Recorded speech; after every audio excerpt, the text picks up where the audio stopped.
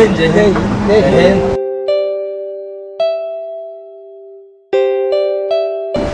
काय मग फौजी, सीमेवर निघालाय वाटतं? जावंच लागतंय, जोवर आम्ही तिथं सीमेवर उभे राहत नाही तोवर तुम्ही इथं सुखाचा चहा कसा पिणार? हाय फौजी, अहो इकडं कुठं वाट वाकडी केली म्हणायचं? त्याचं काय सरपंच, जेव्हा मी सीमेवर जातो ना तर साहेबाचा चहा घेऊनच जातो। आणि हा तुम्हाला माहिती आहे का, आम्हा सर्व फौजांना साहेबाचा चहा एकदम फ्री आहे। ए साहेबा, आण आपला चहा।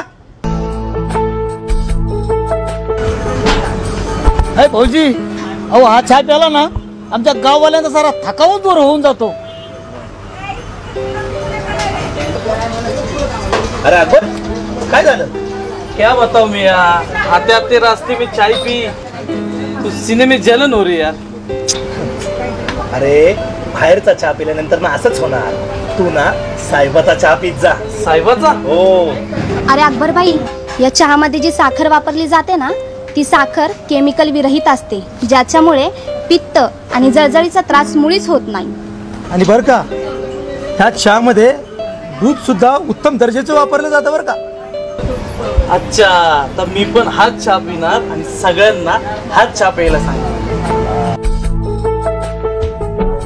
अरे भाऊजी जय हिंद। जय हिंद जय हिंद। अरे तुम्ही सगळे या वेळेला इकडे? ए भाऊ, चहाला वेळ असते पण वेळेला चहा हवा। वार साहेबा, आहार साहेबा।